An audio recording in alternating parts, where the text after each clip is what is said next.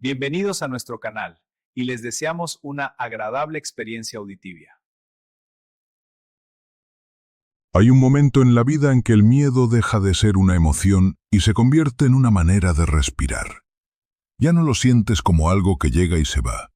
Lo sientes como el aire mismo, constante, silencioso, invisible para todos menos para ti. Yo llegué a ese punto sin darme cuenta, tan de a poco, tan suavecito, que cuando quise reconocerlo ya era parte de mí. Ya era mi manera de parpadear, de caminar por mi propia cocina, de doblar la ropa sobre la cama que compartí con Ernesto durante 38 años. El miedo se había instalado en mi casa como un inquilino que nadie invitó, pero que nadie se atrevía a echar. Me llamo Carmen, tengo 62 años y durante los últimos meses de mi vida hice algo que nunca imaginé que haría. Le tuve miedo a mi propia hija. No sé si ustedes, las que me están escuchando ahora, pueden entender lo que significa eso. Porque el amor de madre no es algo que se apaga de golpe. No es un interruptor que se baja y listo. Es más bien como una lámpara que alguien va quebrando de a pedazos, sin que tú termines de entender del todo lo que está pasando, hasta que un día miras alrededor y estás en la oscuridad, y ya no recuerdas bien cómo era la luz. Valentina nació un martes por la madrugada, con una llovizna fina sobre Cali, que yo sentí como una bendición del cielo. La sostuve contra mi pecho y lloré de una felicidad que no cabía dentro de mi cuerpo. Ernesto estaba a mi lado, con los ojos brillantes y las manos grandes temblando al tocarla por primera vez. Nunca olvidaré ese momento. Era perfecta. Era nuestra. Era todo lo que habíamos pedido en oración durante años. La criamos con lo que teníamos, que no era mucho en los comienzos, pero que siempre fue suficiente porque lo que no faltó nunca fue el amor. Valentina creció fuerte, de carácter, con esa manera de mirar al mundo como si todo le debiera algo. Yo lo atribuía a la seguridad, a la buena crianza. Hoy sé que había algo más debajo de esa mirada que nunca supe leer bien. Se casó 2 veces. Las 2 terminaron mal. Cada vez que regresaba a casa con la maleta en la mano y los ojos hinchados, yo abría los brazos sin preguntar demasiado. Esa es la condena de las madres que amamos demasiado, que siempre abrimos los brazos, que siempre encontramos la explicación que la disculpa, que siempre creemos que la próxima vez será diferente. La última vez que volvió, hace casi un año, llegó diciendo que necesitaba tiempo, que el apartamento que rentaba se le había vuelto imposible de pagar, que estaba agotada. Yo la vi en la puerta con esa cara de niña perdida que ponía desde que tenía 8 años y le dije que sí, que se quedara, que aquí estaba su casa. Ernesto no dijo nada en contra. Nunca lo hacía cuando se trataba de ella.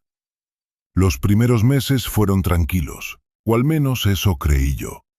Valentina cocinaba conmigo, me acompañaba al médico, organizaba el mercado. Decía que quería ayudarnos porque ya estábamos grandes, que ya era hora de que alguien se ocupara de las cosas del hogar. Yo me sentía querida, me sentía acompañada. No me di cuenta de que lo que ella llamaba ayuda, en realidad era otra cosa. Empezó con los horarios, empezó diciéndome a qué horas debía tomar mis pastillas, que si no las tomaba a tiempo, el médico se enojaría. Luego con las visitas, que si mis amigas venían mucho me cansaban, que si hablaba por teléfono de noche me alteraba los nervios. Luego con las decisiones, que el dinero del mercado era mejor que lo manejara ella, que las cuentas del banco me confundían, que yo ya no estaba para esas cosas. Cada una de esas frases me llegaba envuelta en dulzura, en una voz suave, casi cariñosa. Y yo, que llevo toda la vida creyendo que el amor se mide por el tono de voz, no supe ver que detrás de esa voz había algo que no era amor. Era control. El primer día que me gritó de verdad, yo me quedé paralizada. Fue por una cuenta bancaria. Le pregunté cuánto había quedado en el mes y ella explotó de una manera que no reconocí. Me dijo que yo no entendía nada, que estaba vieja, que me confundía con los números, que para eso estaba ella. Duró apenas unos segundos esa explosión. Luego se calmó, me abrazó, me pidió perdón. Dijo que estaba estresada. Y yo la perdoné. Claro que la perdoné. Era mi hija. Pero empecé a sentirlo ahí, pequeñito, en el centro del pecho. Ese cosquilleo frío que no sabe uno si es presagio o imaginación.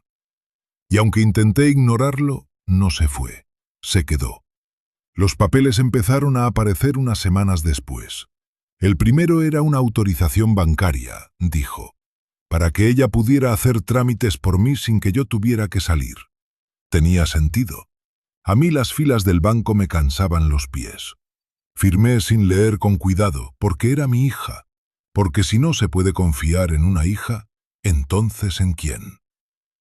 El segundo fue una autorización para la clínica, decía, para que pudiera retirar mis medicamentos cuando yo no pudiera ir. Firmé también. El tercero era más grueso.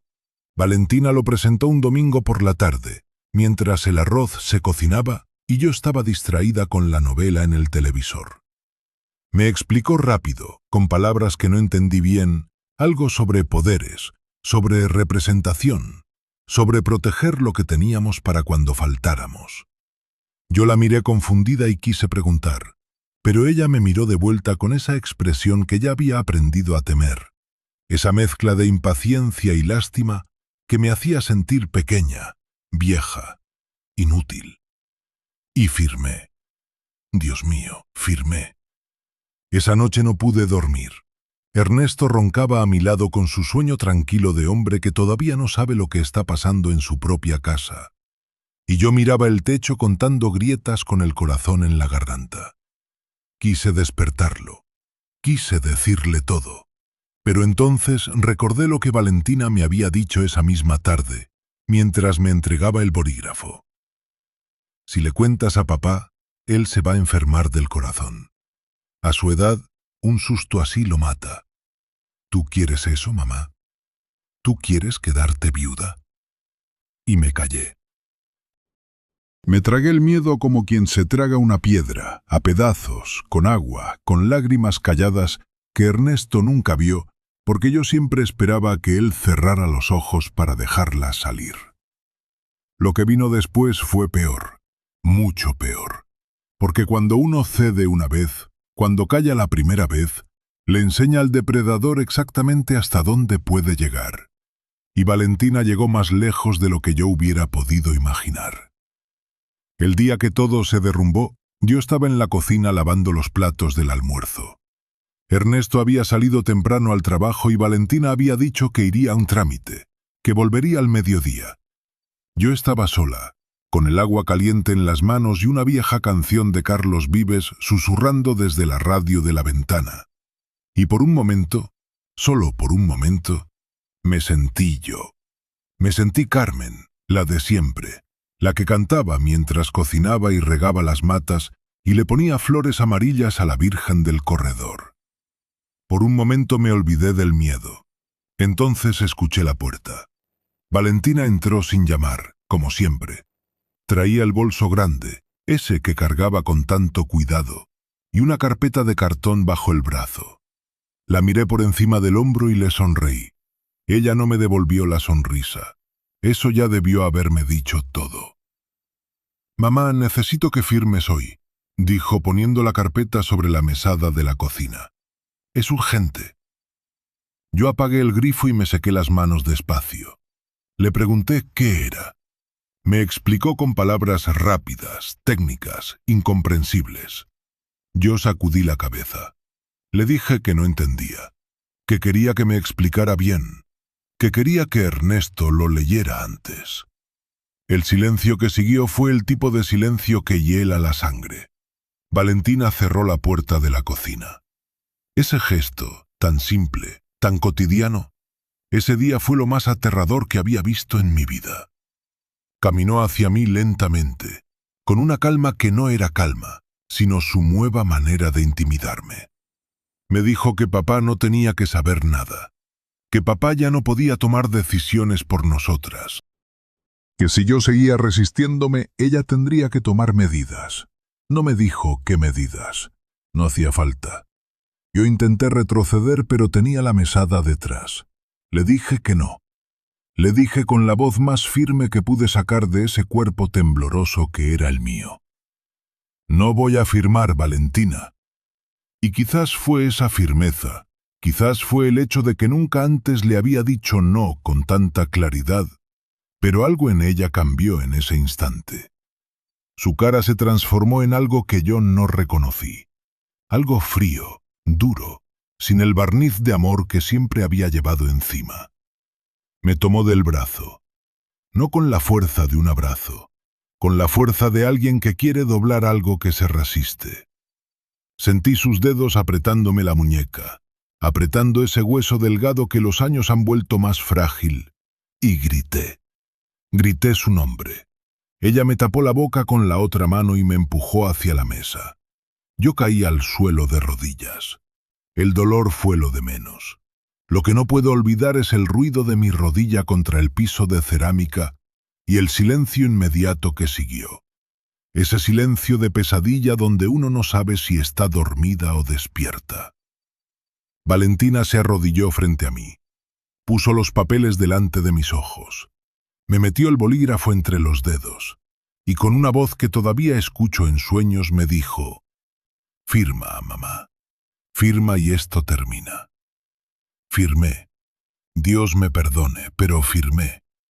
Y cuando terminé, cuando solté ese bolígrafo como si quemara, cuando levanté los ojos y la vi ponerse de pie y acomodarse el cabello como si acabara de terminar un trámite cualquiera, algo dentro de mí se quebró para siempre.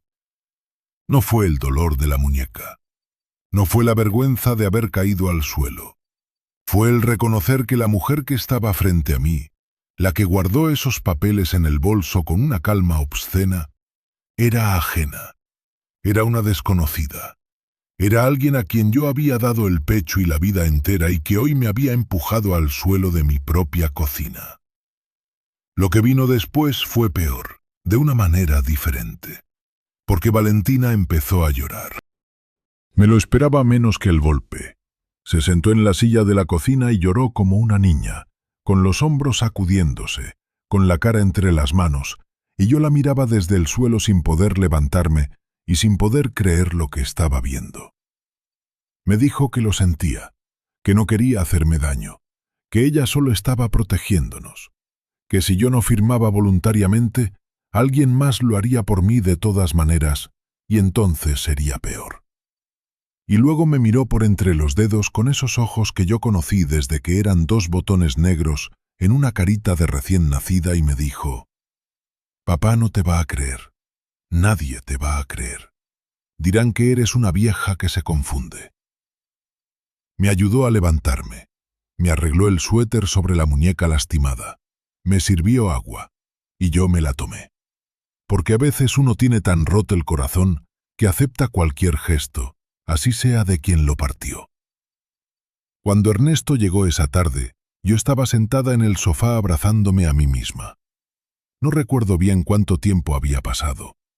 La luz de la ventana ya era naranja, de esa que anuncia el final del día, y yo no había podido moverme del sofá, porque cada vez que intentaba levantarme las piernas no me respondían. No era el golpe, era otra cosa.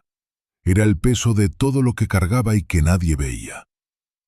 Escuché la puerta, escuché sus pasos, y cuando vi aparecer a Ernesto en el umbral con el maletín en la mano, y esa cara de hombre que acaba de llegar de un largo día, sentí algo que no sé bien cómo describir.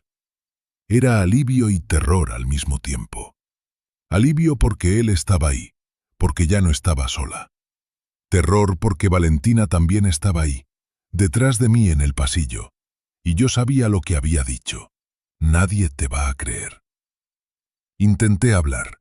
Las palabras no salían. Era como si la garganta se me hubiera llenado de algo espeso que no dejaba pasar el sonido. Solo pude mirarlo. Solo pude dejar que mis ojos le dijesen lo que mi boca no podía. Él corrió hacia mí. Soltó el maletín sin cuidado y se arrodilló frente a mí, y me tomó las manos y me preguntó qué había pasado. Y yo quería decírselo todo, todo.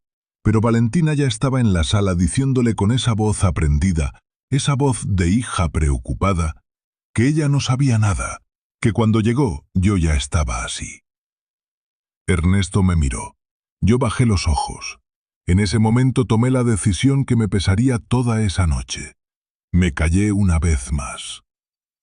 Ernesto me llevó a la habitación. Me dio el medicamento para los nervios que el médico me había recetado meses atrás. Me arropó.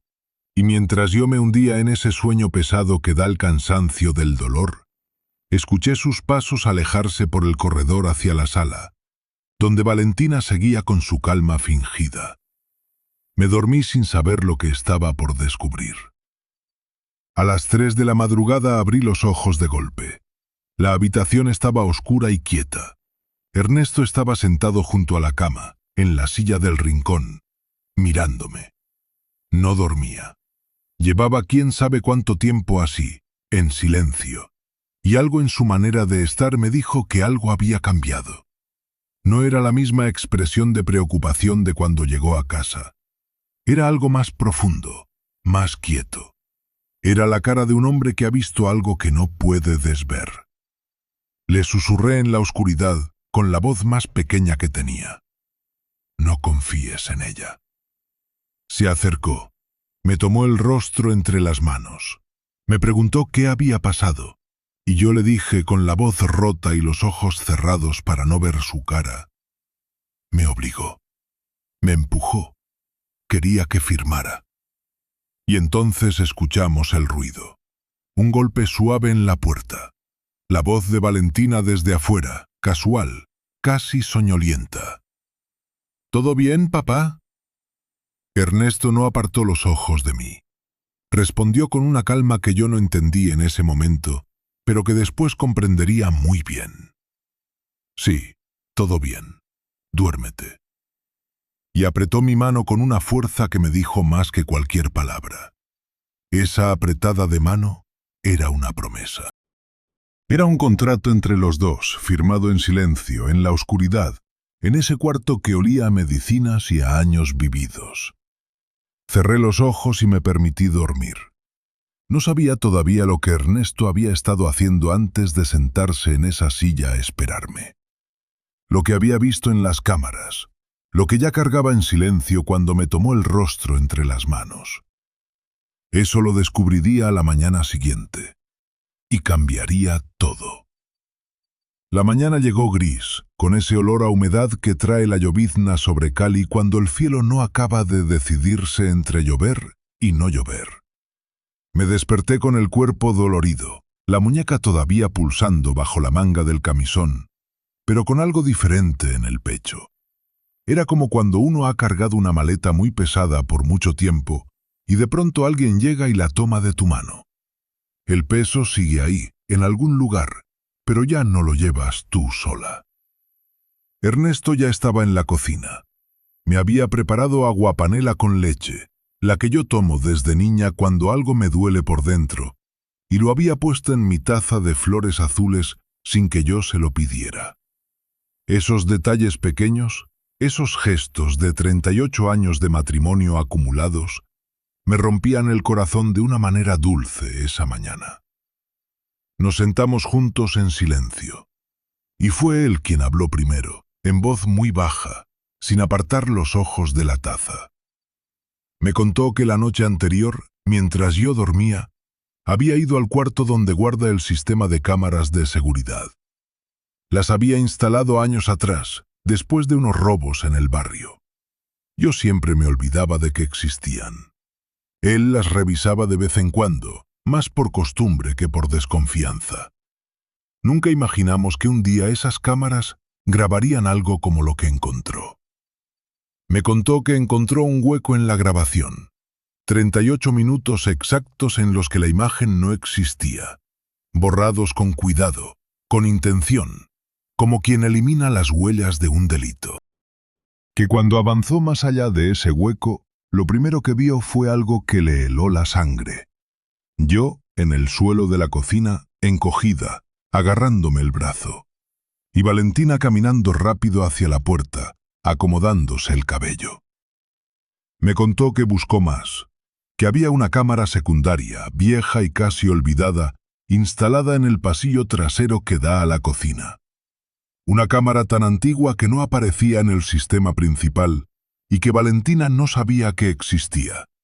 Y que en esa cámara, con su calidad borrosa y su ángulo imperfecto, quedó grabado todo lo que ocurrió durante esos 38 minutos que ella creyó haber borrado para siempre. Mientras me lo describía, con una voz que apenas sostenía el peso de lo que había visto, yo podía reconstruir cada segundo. Me vio de espaldas lavando un plato. Vio a Valentina entrar despacio, cerrar la puerta, caminar hacia mí, decirme algo que yo me negué a aceptar. Vio cómo la tomé del brazo con fuerza. Vio cómo caí. Vio el bolígrafo. Vio la firma arrancada con mi mano apretada de miedo. Y vio lo que vino después. Valentina sentada en la silla, llorando, construyendo su coartada frente a una cámara que no sabía que seguía funcionando. Cuando terminó de hablar, el silencio duró un largo momento. Entonces me dijo algo que me cambió. Esto no fue tu culpa, Carmen.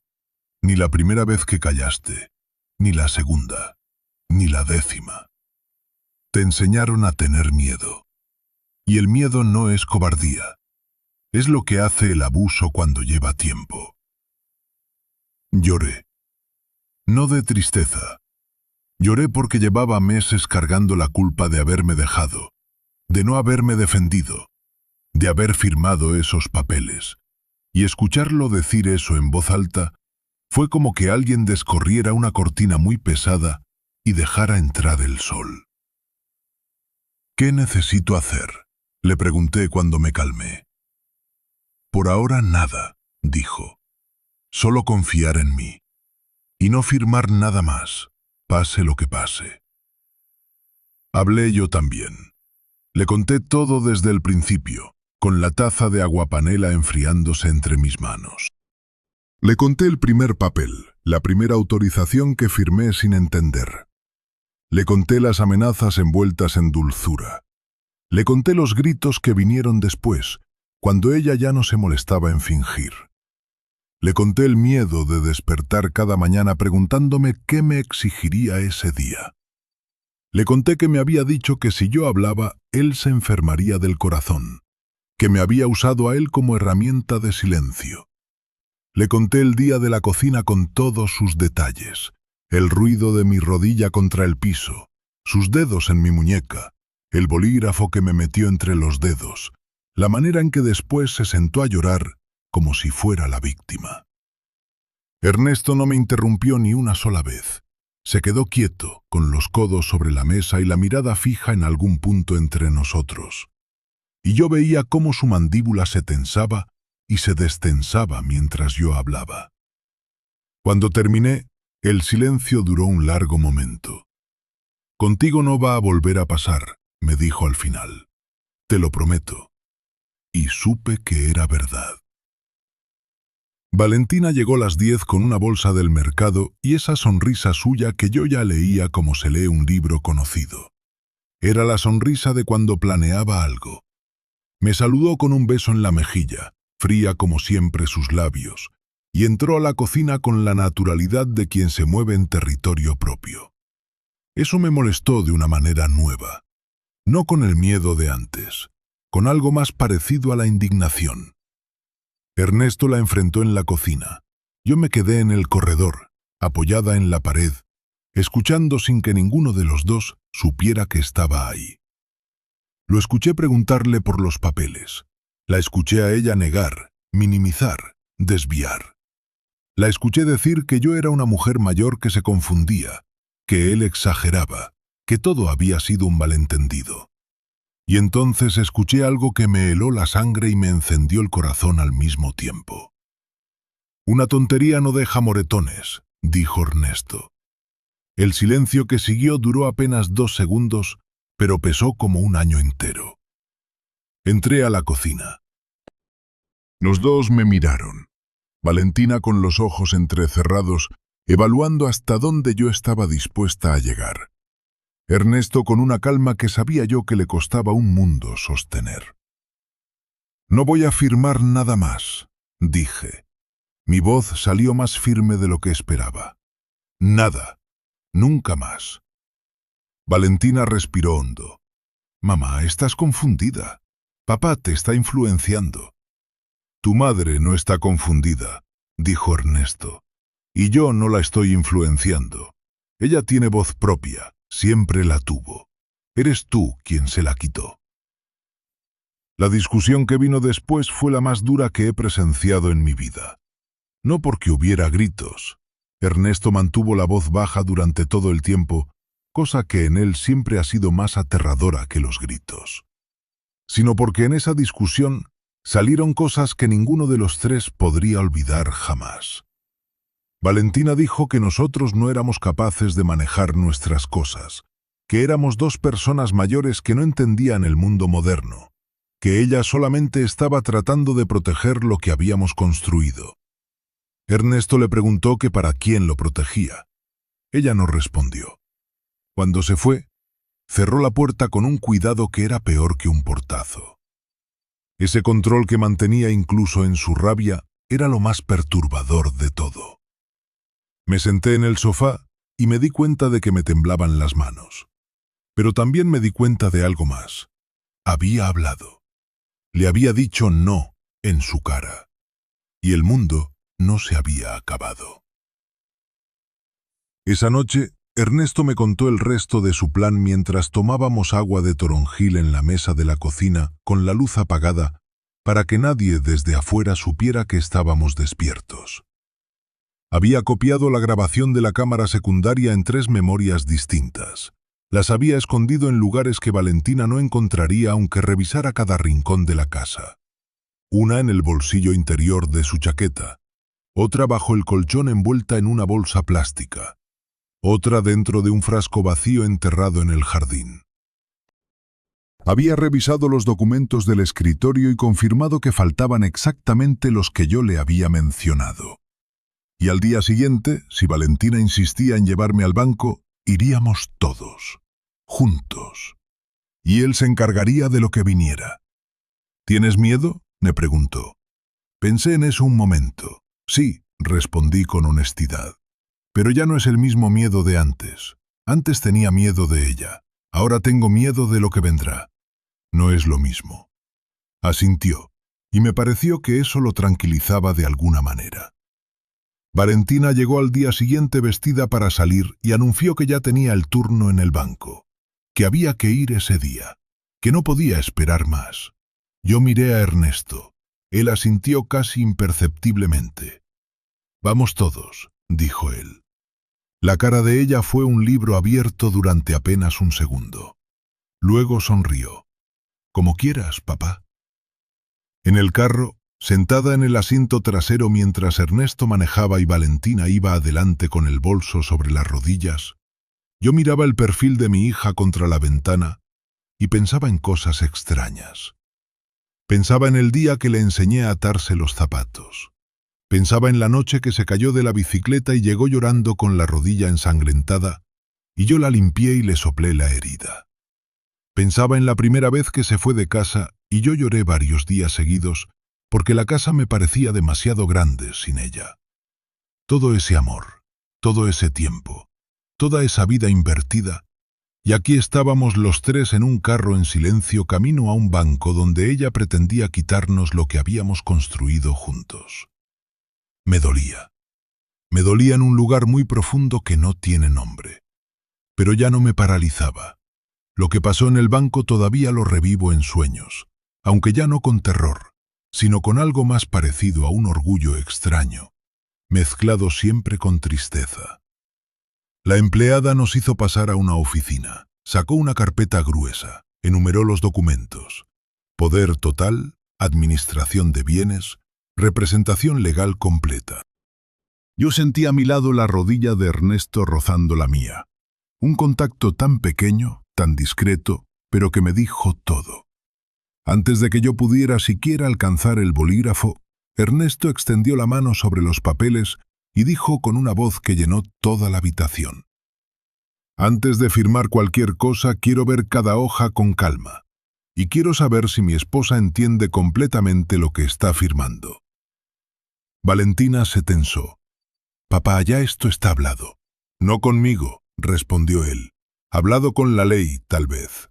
Conmigo, no».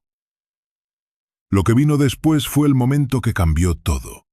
Ernesto sacó del bolsillo interior de su chaqueta la memoria externa y la puso sobre la mesa de la oficina, despacio, con una calma que yo admiré en silencio, porque sabía lo que le costaba. La miró a ella. Le dijo que ahí estaba lo que había pasado en la cocina, todo grabado. Vi a Valentina ponerse blanca. Vi cómo sus manos, que habían estado tan quietas y controladas durante todo el tiempo, empezaron a temblar apenas visiblemente. Vi sus ojos buscar una salida que no existía. «Eso no existe», dijo con la voz fina como un hilo. «Existe», respondió Ernesto, «y lo veremos cuando yo decida». La empleada del banco se puso de pie. Dijo que eso era muy grave, que si había habido violencia debía reportarlo. Valentina se levantó de golpe. Empezó a decir que era un malentendido, que su padre estaba influenciando a su madre, que nosotros estábamos confundidos. Y yo, que durante meses había sido incapaz de hablar, que había firmado papeles que no entendía por miedo a un grito, me puse de pie también. «No estoy confundida», dije mirando a la empleada. «Me obligaron a firmar bajo presión física. Tengo una muñeca lastimada que puede constatar un médico y existe una grabación de lo que ocurrió. Mi esposo tiene las pruebas». El silencio que siguió fue absoluto. Valentina me miró con una expresión que no había visto nunca en su cara. No era rabia. Era algo más parecido al desconcierto, al reconocimiento de que yo ya no era la misma mujer que se quedaba callada en el sofá, abrazándose a sí misma. Llamaron a seguridad. Salimos de esa oficina sin haber firmado nada. En el pasillo del banco, Valentina me tomó del brazo sano esta vez, pero el gesto me recordó todo. Y me suplicó en voz baja: «Mamá, por favor, si hacen esto me destruyen. Yo solo quería asegurar nuestro futuro». Sus ojos estaban llenos de lágrimas. Reconocí esas lágrimas. Eran las mismas que me había mostrado en la cocina después de empujarme. Pero esta vez algo en mí no cedió. «El futuro no se asegura destruyendo a quienes te dieron la vida», le dije. Y me fui con Ernesto. En el estacionamiento del banco, bajo esa llovizna indecisa de Cali, vi a mi hija arrodillarse en el asfalto llorando. La vi reducida a eso, a pedirle clemencia a dos personas a las que había tratado de despojar de todo. Y fue el momento más triste de mi vida. No sentí triunfo.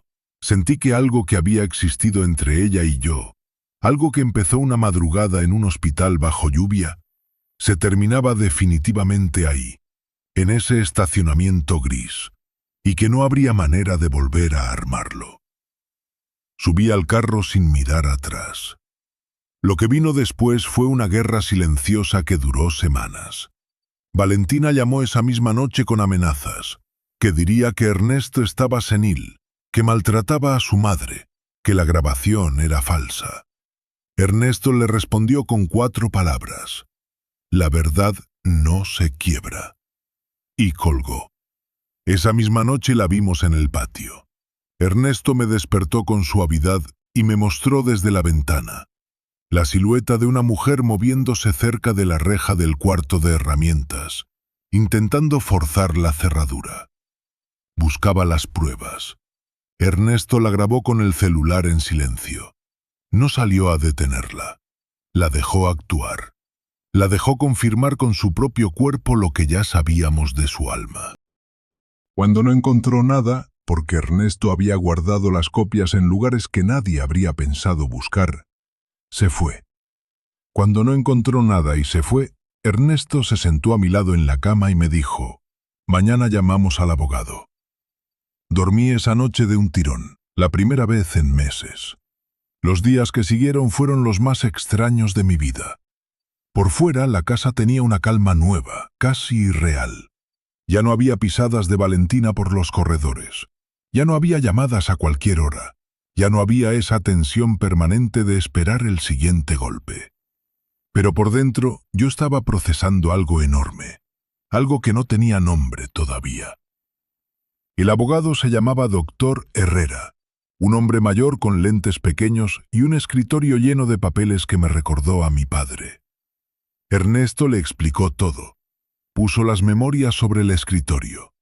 El abogado las revisó con una expresión que fue cambiando poco a poco de profesional a perturbada. Cuando terminó, nos miró por encima de los lentes y dijo que teníamos un caso sólido. Violencia intrafamiliar, coerción, fraude, firma obtenida bajo coacción física.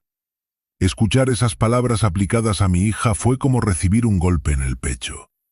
No porque me sorprendieran, sino porque al ponerles nombre, al volverlas legales, al sacarlas del ámbito privado del sufrimiento personal y llevarlas al mundo de las consecuencias reales, se volvieron más reales de lo que yo había estado dispuesta a aceptar.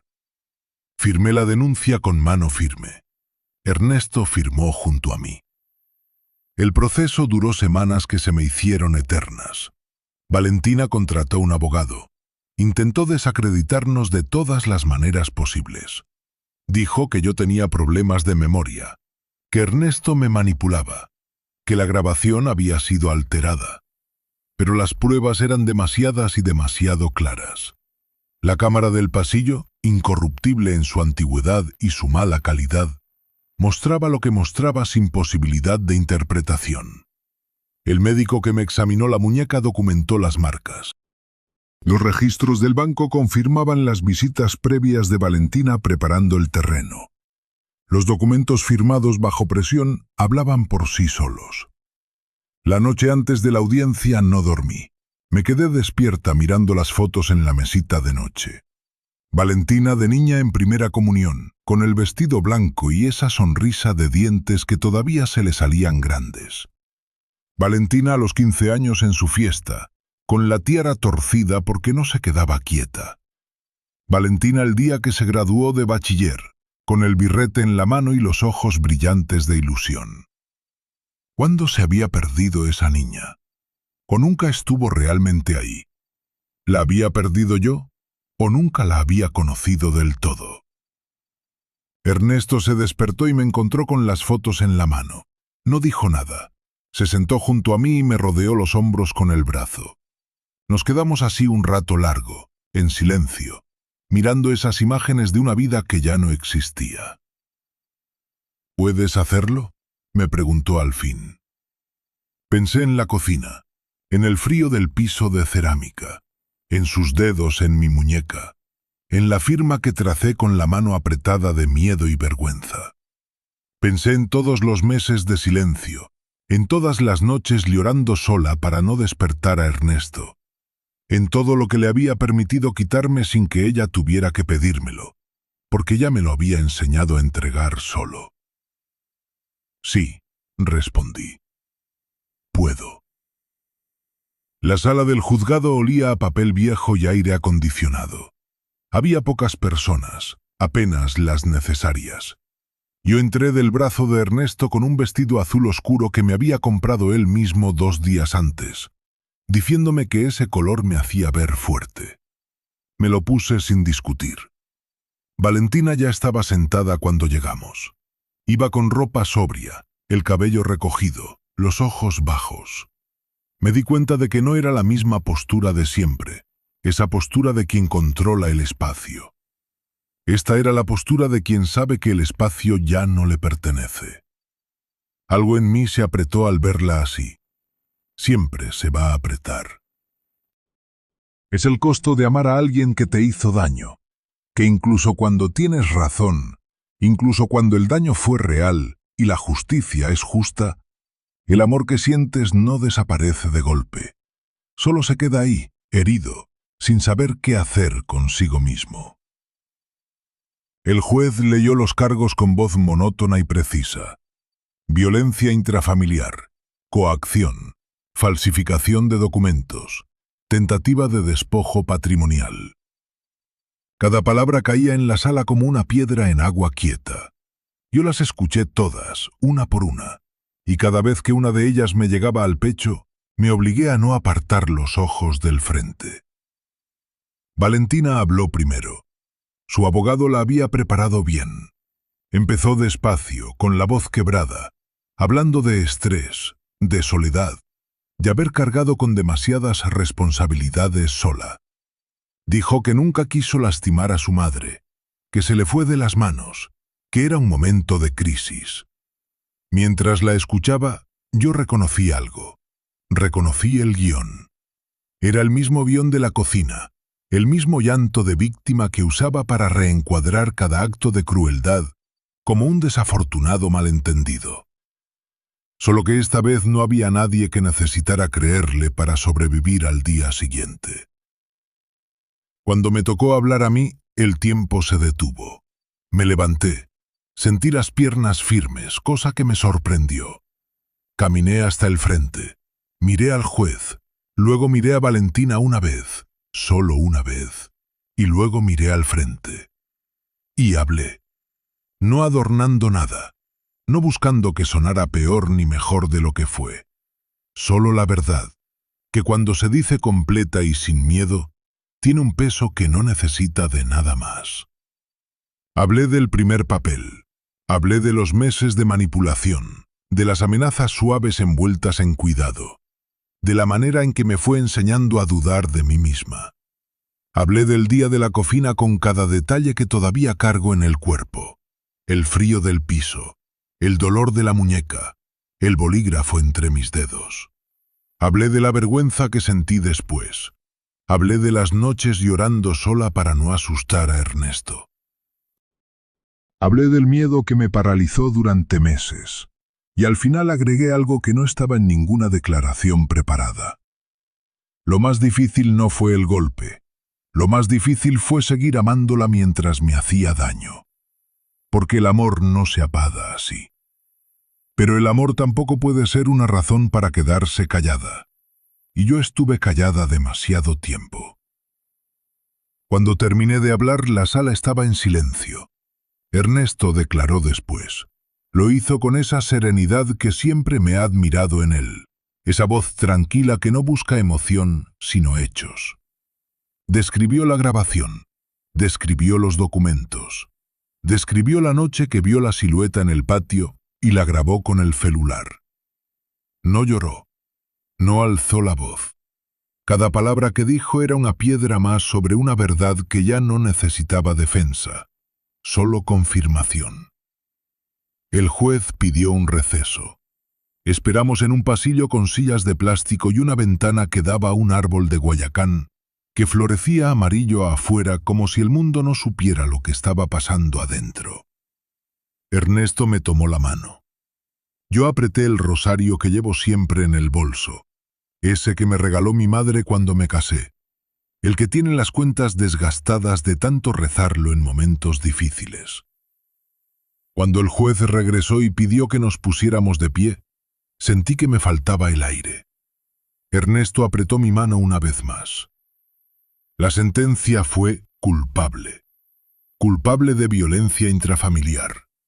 Culpable de coacción. Culpable de fraude. Prisión efectiva y anulación de todos los documentos firmados bajo presión. Valentina lloró. Esta vez el llanto no era el de la cocina, no era el del estacionamiento del banco. Era un llanto diferente, sin salida, sin estrategia, sin destinatario al que convencer. Era el llanto de quien finalmente entiende que las consecuencias son reales.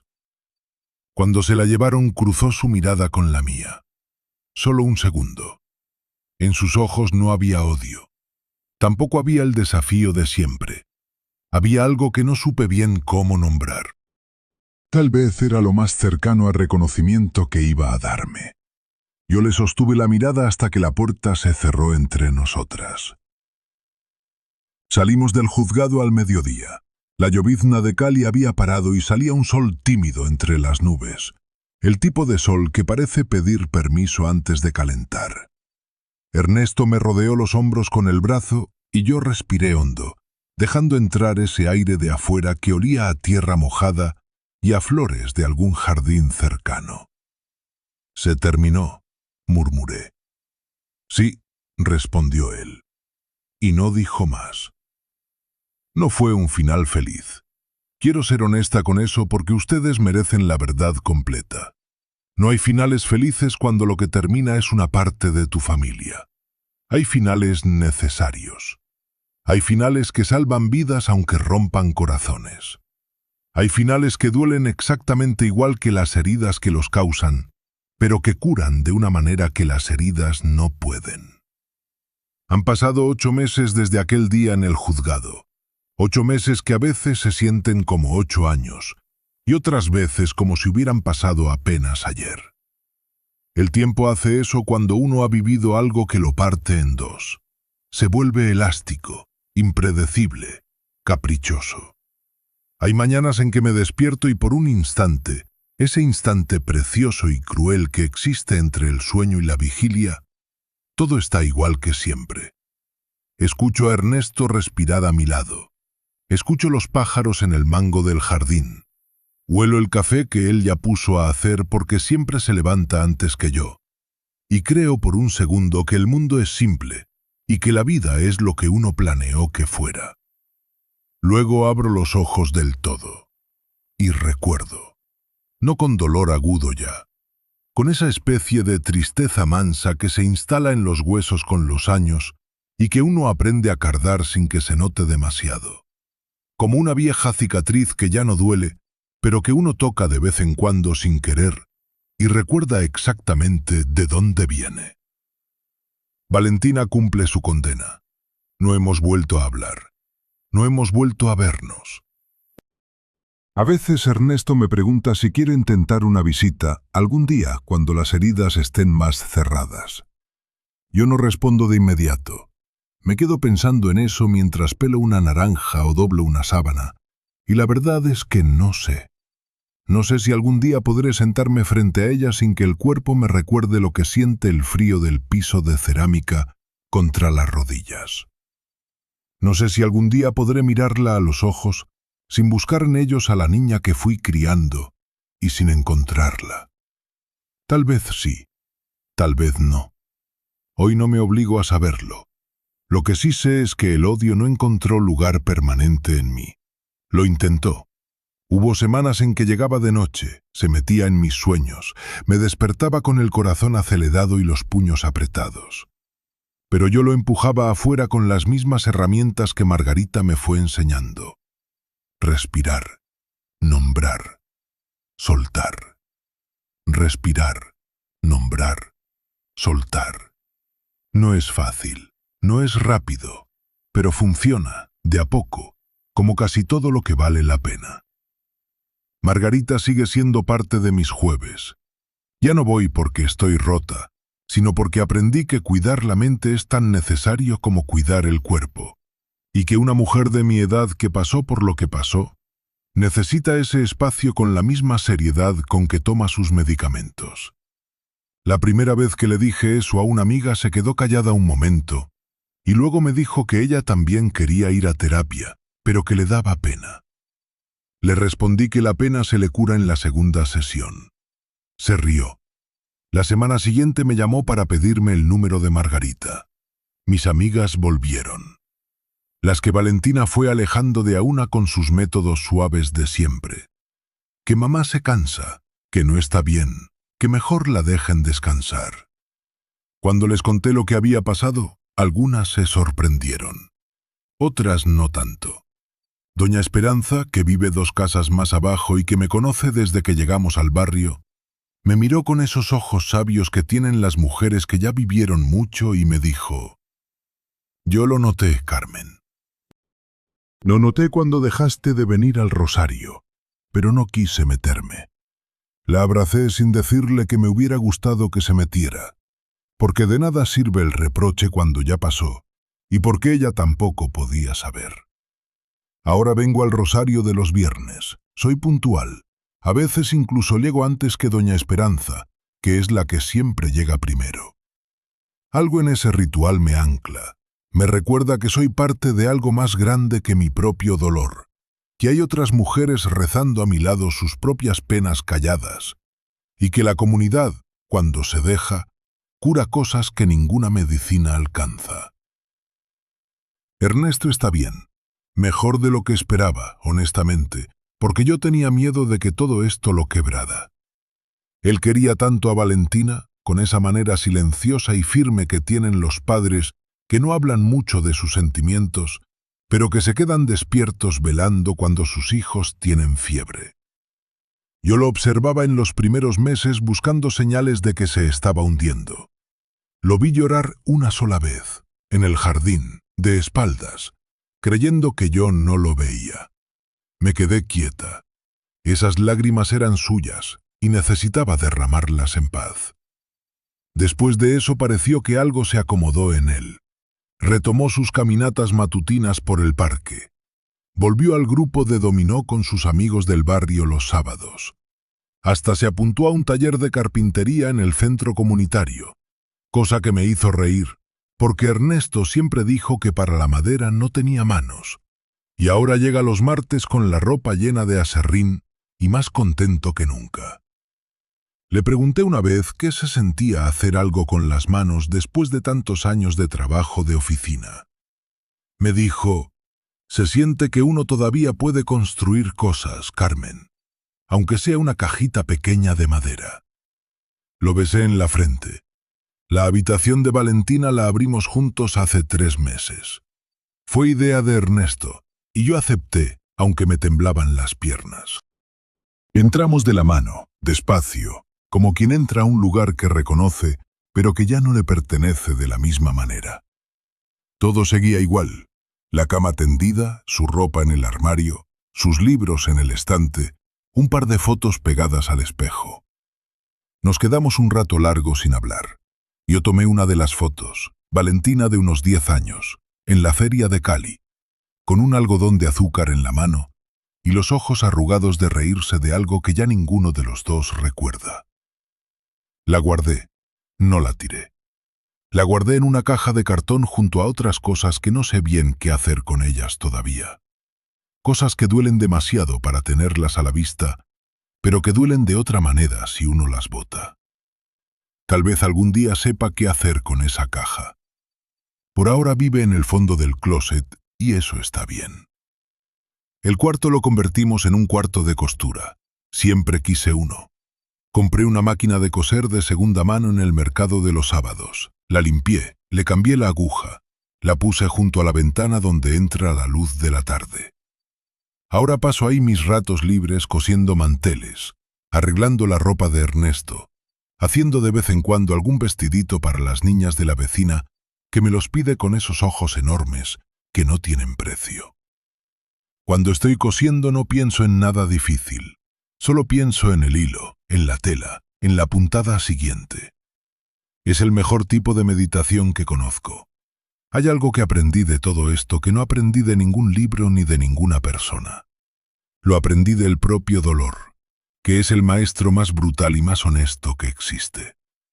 Lo aprendí en el silencio de esas noches largas antes de que todo se rompiera, y lo fui confirmando en los meses de reconstrucción que vinieron después. Lo que aprendí es esto. Una mujer que calla para proteger a los que ama, termina siendo la única desprotegida.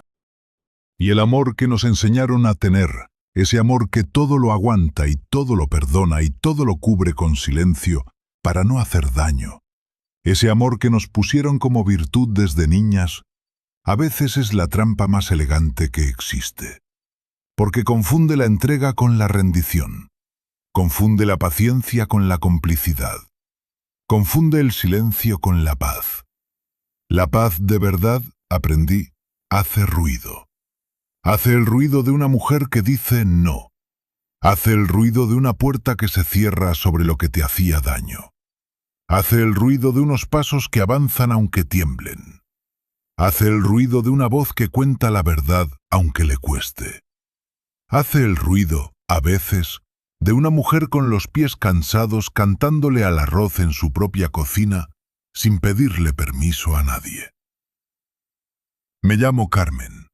Tengo 62 años y aprendí tarde, pero aprendí bien, que mi vida me pertenece, que mi historia me pertenece, que mi voz, esa voz que callé durante meses por miedo y por amor, también me pertenece. Y hoy, en este jardín de Cali donde el guayacán florece amarillo y Ernesto lee su periódico en el banco de madera que él mismo construyó hace 20 años, elijo usarla. Por si a alguien le sirve escucharla.